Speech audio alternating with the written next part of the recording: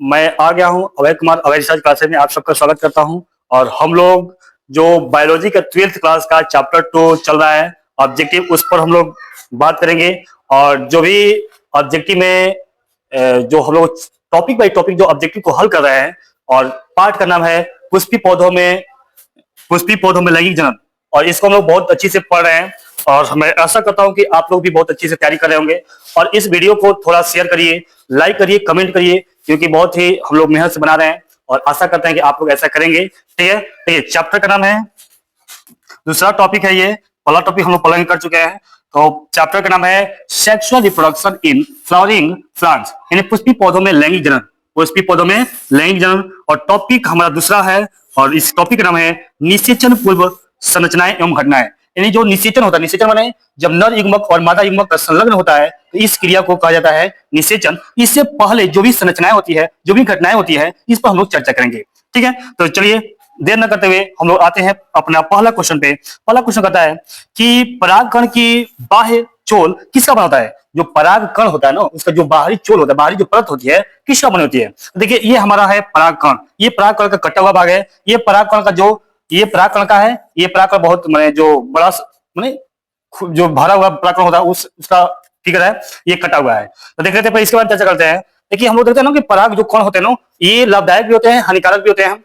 और यही कारण है कि जब हम लोग जो घास होता है, घास पर जब हम लौटते हैं तो हमें चुनचुनाता है, यानी बहुत ही खुजली होने लगती है। इसका क्या कारण है? देखिए, जाहिर सी बात है, देखिए यहाँ पर क्या नुकीला नुकीला बहुत से का इसमें बाहर की जो परतें होती है ना, बहुत सिखाती है, इसे नुकीली होती है, बहुत नुकीली रचनाएं पाई जाती है। और यही रचनाएं, जो संरचनाएं होती है, जब हमारे त्वचा पर पड़ती है तो वो चुभता है और हमें चुनचुनाना स्टार्ट करता है, और कहते हैं हम खुजली होने लगा। तो ये क्या है? परागकण है। और परागकण पे आते हैं, यहाँ कटा हुआ भाग देते हैं। देखिए, ये परागकण है। ये जो भाग है, ये जो छिद्र है, इसको कहते हैं जनन छिद्र। क्या कहते हैं? जनन छिद्र। ठीक है, इसके जो केंद्रक होता है, ये क्या है? ये एक परागकण में 2 केंद्रक होते हैं। एक परागकण में 2 केंद्रक होते हैं। पहला होता है जनन केंद्रक, दूसरा होता है कायिक केंद्रक। पहला होता है जनन, दूसरा होता है कायिक। ये होता है बाहरी, जो नुकीला भाग है, ये क्या है? बाहरी चोल है। और ये क्या है? एक अंदर का चोल है, यानी अंदर का परत है। ठीक है, तो जो बाहरी जो परत होती है ना, ये बनती है किससे? स्पोरोपोलेनिन से। स्पोरोपोलेनिन से ना, स्पोरोपोलेनिन। ठीक है, और ये जो बाह्य परत होती है, इसमें भरा होता है वसा, वसा और स्टार्च। ठीक है, वसा और स्टार्च का ही होता है स्पोरोपोलेनिन। ठीक है, तो हमारा सही आंसर क्या हो जाएगा? और सही आंसर हो जाएगा सी। सही आंसर क्या होगा? C, sporopollenin. Sporopollenin is right answer. Sporopollenin is right answer. देखिए, जो सेलोज होता है, इसके जो पेड़ पौधे होते हैं, उसकी कोशिकाएं बनी होती है सेलोज की। जो पैक्टिन होता है, पैक्टिन ये जो कोशिकाएं होता है, उसमें ये कोशिकाओं का निर्माण करता है। और जो टैपिटम होता है, ये भ्रूण कोश में पाया जाता है, जो कि अंदर का भाग होता है। तो इस पर हम लोग आगे आएगा। तो चलिए नेक्स्ट क्वेश्चन पर आ जाते हैं हम लोग। नेक्स्ट क्वेश्चन दिया है कि परागकण के बाह्य चोल में सुस्पष्ट द्वारक या रंध्र को क्या कहते हैं। देखिए, अभी पीछे हम चर्चा किए, जो परागकण है, इससे आया, ये परागकण का कटा हुआ भाग है। और इसमें जो सुस्पष्ट, ये सुस्पष्ट दिखाई दे रहा है ना, जो छिद्र होता है, जो रंध्र होता है, इसको हम लोग कहते हैं जनन छिद्र। क्या कहेंगे? जनन छिद्र। तो हमारा सही आंसर हो जाएगा जनन छिद्र इज द राइट आंसर। जनन छिद्र इज द राइट आंसर। इसमें कुछ समझना नहीं है। चलिए नेक्स्ट क्वेश्चन पर जाते हैं। पहला क्वेश्चन कर रहा है कि जब एक पराग कोष अपरिपक्व होता है, जब एक पराग कोष अपरिपक्व होता है, तब घने सुबद्ध सजातीय कोशिकाओं का समूह, किसका? कोशिकाओं का समूह होता है, जिसे क्या कहते हैं? कोशिकाओं का जो समूह होता है, इसे भी याद कर लीजिए आप। जो कोशिकाओं का जो समूह होता है ना, वो क्या होता है? उत्तक होता है। तो देखिए, इसमें बीजाणु जनन उत्तक, बीजाणु जनन उत्तक ही सही हो जाएगा। क्या हो जाएगा? बीजाणु जनन उत्तक। क्योंकि लघु बीजाणु सही नहीं होगा, लघु बीजाणु जनन नहीं होगा, परागकण नहीं होगा। हमारा सही आंसर क्या हो जाएगा? ए। सही आंसर क्या होगा? A is right answer. इसको भी फिगर में देख लेते हैं। देखिए, ये क्या है हमारा? ये है परागकोश। परागकोश का तो जो पुंकेसर होता है, पुंकेसर में जो 4 भागों में बटा होता है, इसमें जो पराग नलिकाएं होती है, इसमें क्या होते हैं? परागकण बनते हैं। ठीक है, ये क्या है? परागकोश है।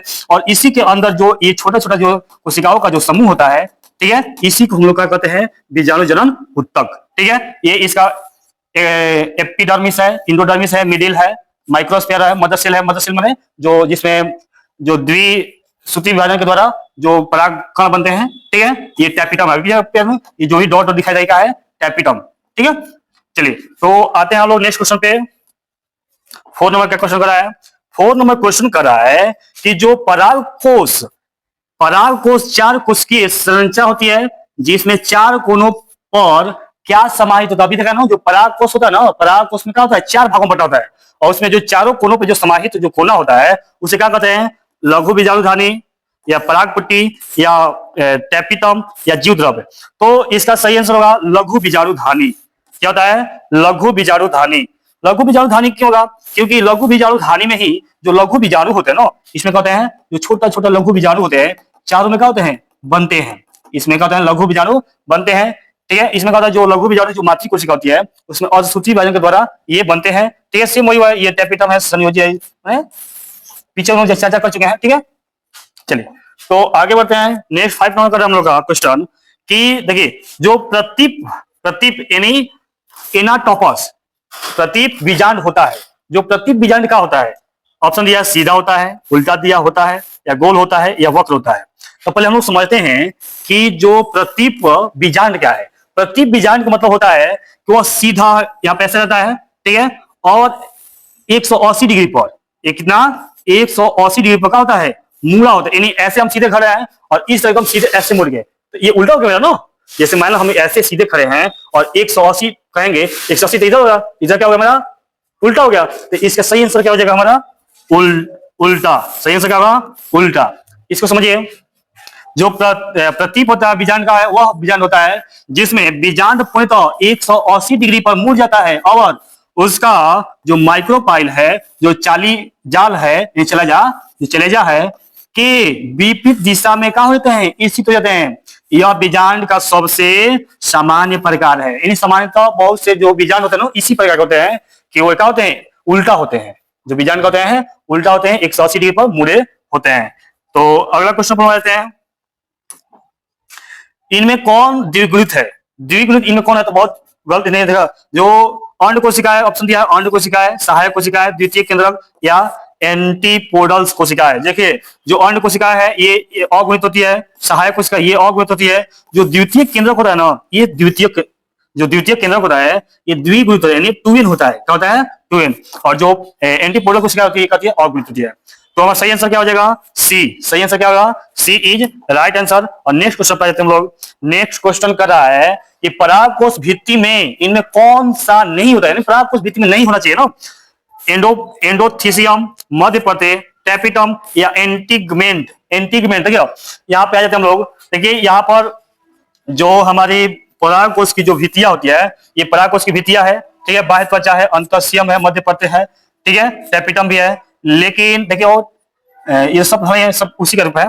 लेकिन इसमें एंडोथीसियम भी है, मध्य प्रदेश भी है, टैपिटम भी है, लेकिन एंटीगमेंट नहीं है। एंटीगमेंट नहीं है, तो हमारा सही आंसर क्या होगा, D. D is right answer.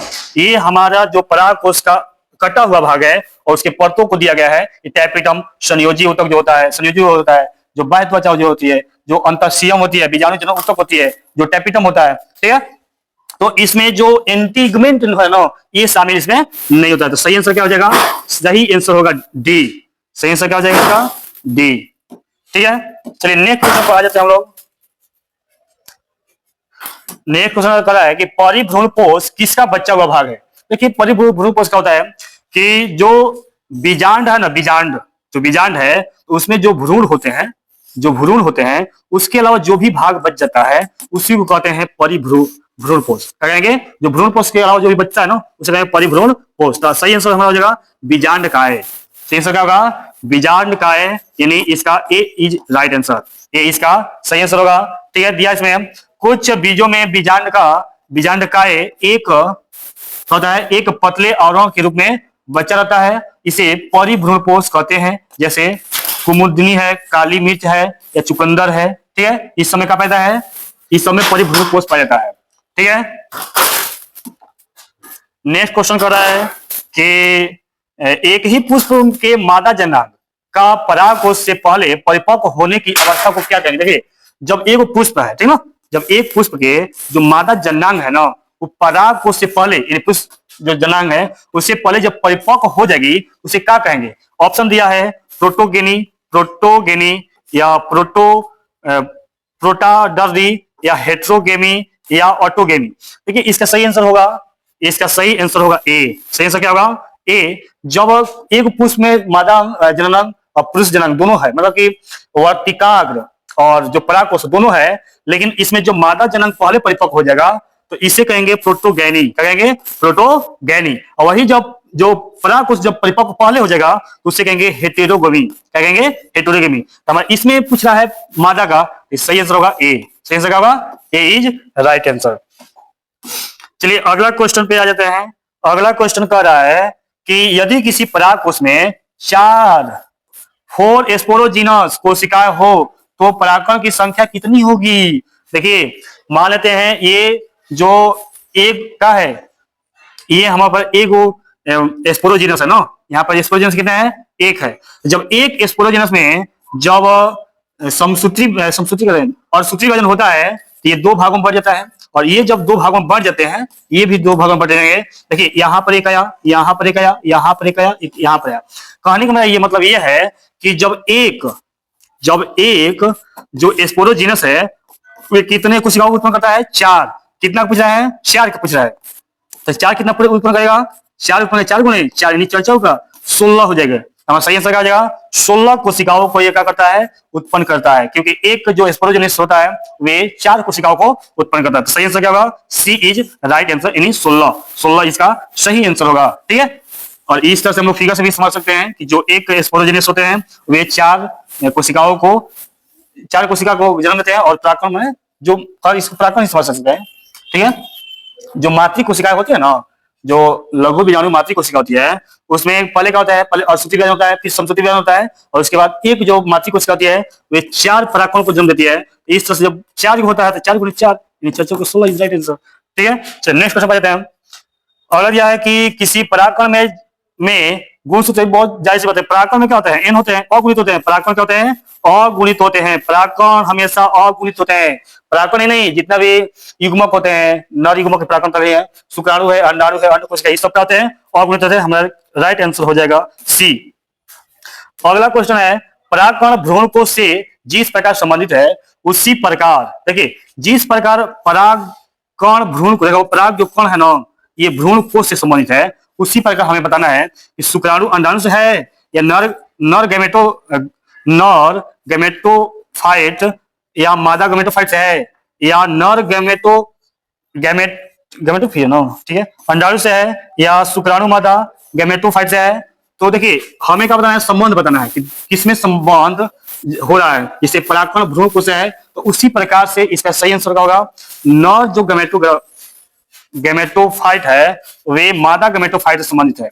जो नर गैमेटोफाइट है उसी तरह का है मादा गैमेटोफाइट से संबंधित है। तो इसका आंसर होगा बी इज राइट आंसर। हमारा आंसर क्या हो जाएगा? बी।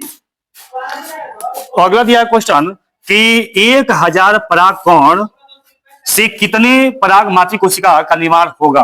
देखिए अभी हम चर्चा किए कि जो एक मातृ कोशिका होती है ना, जो एक मातृ कोशिका होती है, मातृ कोशिका वे 4 परागकणों को उत्पन्न करती है। कितने? 4, यानी एक्स एक्स एक्स एक्स। तो यानी कितना हो जाएगा? ये हो जाएगा 4x। अब बराबर कितना दिया है? 1000, यानी x बराबर 1000 अब बट्टे में हो जाएगा 4। ठीक है, तो 25 चौका 100 यानी हो जाएगा 250। कितना हो जाएगा? 250। 250 इज हमारा राइट आंसर हो जाएगा बी। क्या हो जाएगा? 250।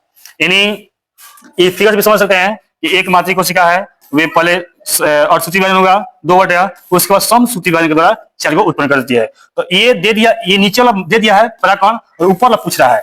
ठीक है, तो उसमें करके हम लोग 4 से भाग करते हैं। इस तरह से हमारा सही आंसर हो जाएगा 250 यानी 250। B is right answer. ठीक है, चलिए अगला क्वेश्चन में दिया है कि किसी परागकोश के जो पोलन सिक में जो माइक्रोस्पोर मदर सेल की संख्या होती है, माने जो मदर सेल होती है ना, ये क्या होती है? तो अभी तो बात बोल रहे हैं कि जो मदर सेल होती है वे हमेशा द्विगुणित होती है। क्या होती है? द्विगुणित होती है। और जो मदर सेल होता है इसमें पहले अर्धसूत्री विभाजन होता है, उसके बाद समसूत्री विभाजन होता है, और उसके बाद 4 जो परागकण है निर्मित होते हैं एक मातृ कोशिका से। देखिए ये फूल का समझ लेते हैं, फूल है मेरा हम लोग का, ये जो नीचे का भाग होता है फूल का, ये अंडाशय है जिसमें अंड कोशिकाएं विकसित होती है। ठीक है, और जो अंडाशय जो मादा जनन अंग होता है, जयांग होता है, उसमें 3 भाग होता है। पहला होता है अंडाशय, पहला क्या होता है? अंडाशय, और दूसरा होता है वर्तिका, और तीसरा होता है वर्तिकाग्र। क्या है? वर्तिकाग्र। देखिए ये हमारा अंडाशय हो गया, ये हमारी वर्तिका हो गया, ये हमारी वर्तिकाग्र हो गया। वर्तिका जो होती है वे डंठल वाली भाग होती है। ये जो डंठल वाली भाग है ये क्या है? वर्तिका होती है, जो अंडाशय में जाकर मिलती है। और जो मुंह, जो सबसे मुंह पर जो होता है, जो चिपचिपा द्रव्य पदार्थ को स्रावित करती है, उसको हम कहते हैं वर्तिकाग्र। यह परागकणों को अपने में चिपका लेती है और इसके द्वारा क्या होता है? परागकण क्रिया संपन्न होती है। और ये हमेशा क्या करती है? रंध्र को स्राव करती है और उसी रंध्र को जो चखने के लिए, चूसने के लिए जो कीड़े मकोड़े हैं इस पर आते हैं और परागकण की क्रिया को संपन्न कर देते हैं। ये तो हो गया हमारा मादा जनन अंग। ठीक है, उसके बाद जो पुंकेसर होता है, पुंकेसर के भी 3 भाग होते हैं। पहला होता है, ये खुला भी नहीं है ना, यहाँ पर जो एंथर है परागकोश। पहला भाग का है परागकोश। परागकोश 4 भागों में बटा होता है और ये क्या होती है? पराग नल, जो यहाँ पर क्या होते हैं? जो लघु बीजाणु होते हैं यहाँ पर निर्माण होते हैं, इसको पॉलन से नहीं, जो लघु जो परागकण है यहाँ पर क्या होते हैं? नियमित होते हैं। ठीक है, इसके बाद इसका भाग होता है जो तंतु होता है, योजी होता है, इसका भाग होता है।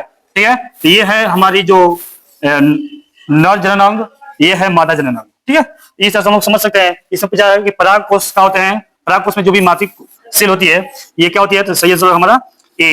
ये क्या होती है? द्विगुणित होती है और उससे जो उत्पन्न पराग होता है वो होता है अगुणित। ठीक है, चलिए नेक्स्ट क्वेश्चन पे आए थे हम लोग कि परागकण के साथ पराग नलिका प्रदर्शित करता है। जो परागकण है के साथ जो पराग नलिका है क्या प्रदर्शित करती है? ऑप्शन है हमारा नर स्पोरोफाइट, नर गेमेटोफाइट, मादा स्पोरोफाइट, मादा गेमेटोफाइट। देखिए पहले तो ये परागकण कहते हैं, उसी में गेमेट है। परागकण क्या है? एक युग्मक है। तो सही आंसर का हो जाएगा हमारा नर गेमेटोफाइट। हमारा तो सवाल नहीं आता है, हमारा तो कभी नहीं होगा। ठीक है, तो हमारा सही आंसर होगा बी, नर गेमेटोफाइट इज राइट आंसर। नर गेमेटोफाइट इज राइट आंसर।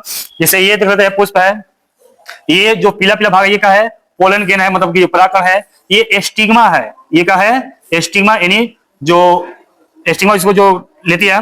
और ये हमारा है मेल जो गर्म सेल है, ये पोलन ट्यूब है, ये परागनली है, ये ओवरी है, अंडाशय है। और ये जो है फीमेल, मैंने जो फीमेल होता है मादा जननांग होता है ना। चलिए इस तरह से बार बार दिख रहा है, एक ही चीज को बार बार दिया जाएगा। चलिए इसके बाद देख लेते हैं कि क्वेश्चन दिया है 16 नंबर कि किसी परिपक्व परागकण में कितने केंद्रक होते हैं? कोई भी परिपक्व परागकण है ना, उसमें कितने केंद्रक होते हैं? तो जो परागकण है, परिपक्व परागकण, उसमें जो देखिए पहले समझते हैं परागकण यहाँ पर है ना। देखिए ये जो पीला पीला जो हमारी जो तितली है, भौरा है, इसको लगा लिया, ऐसा ना लगा कि होली है, एकदम होली एकदम रंगा गई है ना। और ये गई है क्या करे?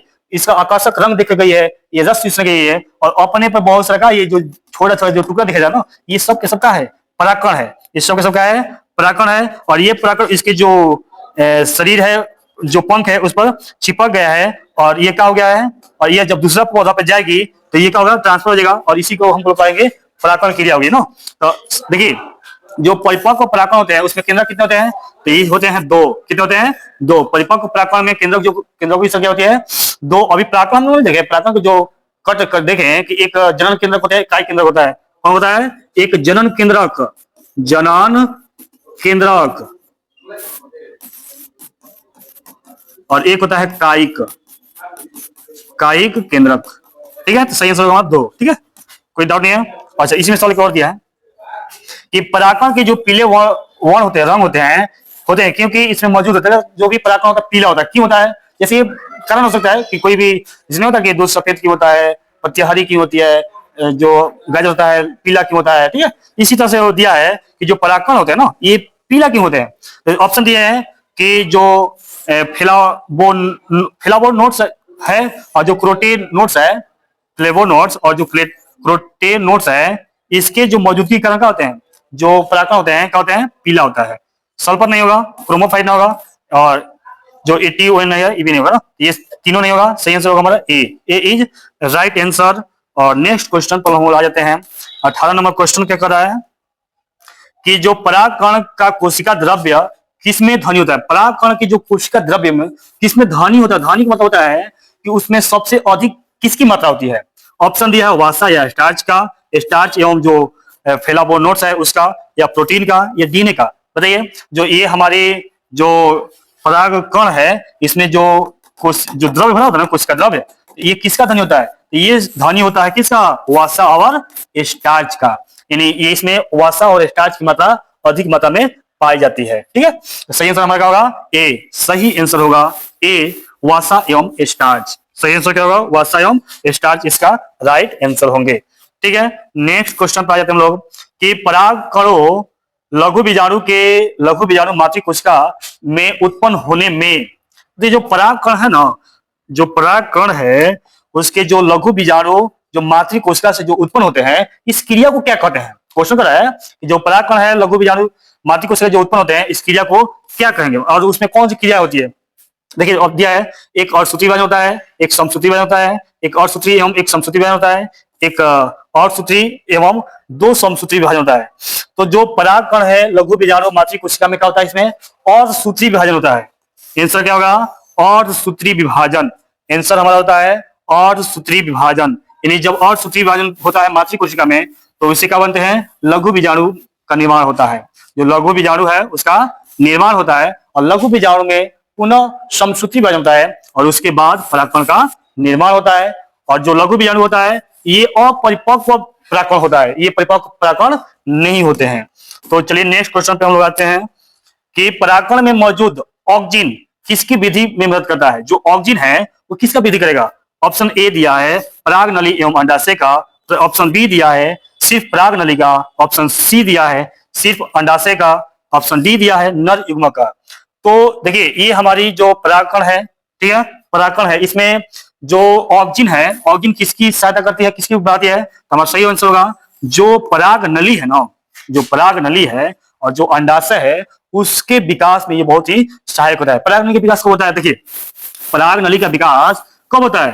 तो जब भी जो पराग कण है ना, जब पराग कण है जब वर्तिकाग्र पे, कहा वर्तिकाग्र पे आकर चिपक जाते हैं और वर्तिकाग्र में जो जल होता है उसको क्या करते हैं? अवशोषित करते हैं। और जब जल अवशोषित करेंगे पराग कण तो क्या होंगे? पराग नली, जो पराग नली है उसका विकास होगा और वही पराग नली धीरे धीरे वर्तिका से होते हुए जो अंडाशय है ओवरी वहां प्रवेश करती है और वहां जाकर जो मातृ जो पराग कहते हैं जो अंड मातृ कोशिका होती है, नहीं सॉरी, जो अंड कोशिका होती है, अंड कोशिका उससे संलग्न करती है और निषेचन क्रिया संपन्न होती है। तो इस तरह से हमारा आंसर होगा ए, पराग नली एवं अंडाशय। पराग नली एवं अंडाशय के विकास में ऑक्जिन मदद करता है, सहायता करता है।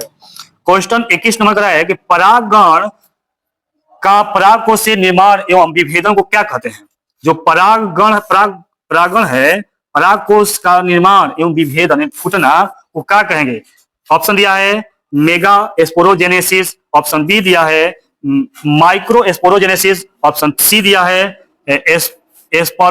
स्पर्मोक्यूनेसिस दिया है या द्विनिषेचन दिया है। देखिए तो जो परागगण है, परागगण में जो परागकोश से का निर्माण होता है और जो फूटता है इस क्रिया को हम लोग कहते हैं माइक्रो स्पोरोजेनेसिस। Micro sporogenesis. परागण क्या है? परागण एक ऐसी क्रिया है जिसमें परागकोश से परागकण निकलकर मादा के वर्तिकाग्र तक पहुंचते हैं, स्वयं या किसी माध्यम से पहुंचते हैं, उसे कहते हैं परागण। और परागण दो प्रकार होते हैं, पहला होता है पहला क्या होता है? स्व परागण और पहला होता है दूसरा होता है पर परागण। ठीक है, चलिए अगला क्वेश्चन में देख लेते हैं कि किसी द्वितीयक परागकोश में होता है, कोई भी द्वितीयक परागकोश होता है उसमें क्या होता है? तो ऑप्शन दिया है 4 माइक्रोस्पोरोजेनिया होता है या 3 माइक्रोस्पोरोजेनिया होता है या 2 होता है या 1 होता है। देखिए जो भी परागकोश जो द्वितीयक है उसके परागकोश में कितने होते हैं? 4 माइक्रोस्पोरोजेनिया होता है, 4 माइक्रोस्पोरोजेनिया होता है। ठीक है, तो हमारा सही आंसर हो जाएगा ए इज राइट आंसर। सही आंसर क्या होगा? ए। सही आंसर क्या हो जाएगा हमारा? ए इज राइट आंसर। और 23 में दिया है कि किसमें परागकण का निर्माण, जो परागकण है उसका निर्माण कहाँ होता है? परागकोश में होता है। तो ए इसका राइट आंसर होगा। जो वर्तिकाग्र है तंतु कभी नहीं हुआ, तो परागकण का निर्माण क्या होता है? जो परागकण का निर्माण होता है वो होता है परागकोश में। जो वर्तिकाग्र है ये मादा जननांग में जो परागकण है उसको ग्रहण करने वाली एक अंग है ना, जो तंतु है उसको जो लेकर जाता है। अब भ्रूणपोष तो द्विनिषेचन के बाद उत्पन्न होता है भ्रूणपोष। ठीक है, चलिए अगला क्वेश्चन दे दिया है कि परागकण होता है, परागकण क्या होता है? पीछे भी बताया था परागकण ये अगुणित होते हैं, यानी परागकण क्या होते हैं? एन होते हैं ना, अगुणित होते हैं। चलिए आगे करते हैं। एक अर्धसूत्री कोशिका विभाजन से किस प्रकार के नर युग्मक बनते हैं? जब एक अर्धसूत्री कोशिका विभाजन होता है तो उसे कितने नर युग्मक बनते हैं? तो इससे बनते हैं 4। क्या बनते हैं? जो एक बार जो अर्धसूत्री विभाजन कोशिका विभाजन होगा ना, तो जो युग्मकों की युग्मक कहते हैं, जो नर युग्मक जो बनेगा वो बनेंगे 4। फॉर इज राइट आंसर ना, ठीक है। हाँ जी, हम चलिए इसका अगला क्वेश्चन हम लगा देते हैं कि निम्नलिखित में से कौन निषेचन के लिए आवश्यक है? अब ये निषेचन ही पार्ट है, निषेचन के पहले घटना सब है। निषेचन में कौन सा है? क्रोला है, नहीं होगा। कैलिक्स है, नहीं होगा। देखिए ये परिपक्व जो ओल है, जो अंडाशय है, इसका जरूरी है। जो परिपक्व ओल है ये क्या है? बहुत ही जरूरी है। किसके लिए? निषेचन के लिए। जब ओल परिपक्व नहीं होगा ना, तो निषेचन क्रिया हो ही नहीं सकती है। और जो फल है ये तो निषेचन की बात की क्रिया है, ठीक है। फल तो निषेचन की बात होगा ना। जो इम्ब्रायोसेक है, जो इम्ब्रायोसेक है यानी पराग कोष है, पराग भ्रूण कोष, सॉरी, भ्रूण कोष के प्रवेश करते समय पराग नलिका में होते हैं।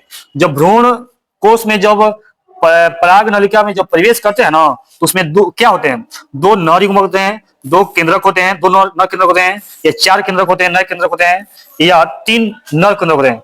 तो इसमें देखिए हमारा सही आंसर होगा बी। सही आंसर क्या होगा?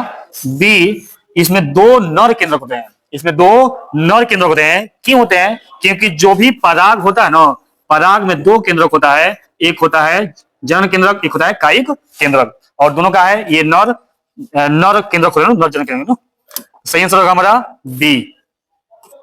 अगला दिया है कि जो स्पोरोजेनेसिस कहते हैं, स्पोरोजेनेसिस किसे कहते हैं? स्पोरोजेनेसिस किसे कहते हैं? बीजाणु के विकास एवं निर्माण को, जो बीजाणु होते हैं उसके विकास और निर्माण को। बी दिया ऑप्शन कि मिटोस्पोर्स के उत्पादन को। ऑप्शन सी दिया है मैसोस्पोर्स के उत्पादन को, या डी दिया है युग्मनज एवं भ्रूण के निर्माण को।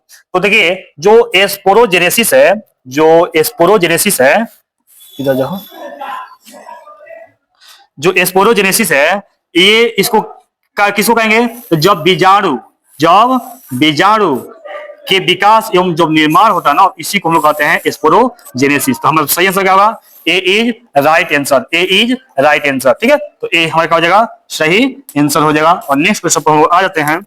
दिया है कि कौन सा डिप्लॉयड है? डिप्लॉयड है, इसमें से कौन सा डिप्लॉयड है? डिप्लॉयड में द्विगुणित है। तो परागकोण तो अभी चर्चा किए, तो परागकोण तो एक अगुणित होता है, एक जो अंड होता है वो भी एक होता है, जो मेगास्पोर होता है वो भी एक होता है। जो एमसीसी है, एमसीसी का मतलब होता है जो मेगा स्पोर मदर सेल जो होती है, मेगा स्पोर मदर सेल मतलब होता है कि जो लघु बीजाणु मातृ कोशिका, जो लघु बीजाणु मातृ कोशिका होती है, तो वे क्या होती है? वे ट्विन होती है, द्विगुणित होती है। तो सही आंसर होगा डी। सही आंसर क्या हो जाएगा?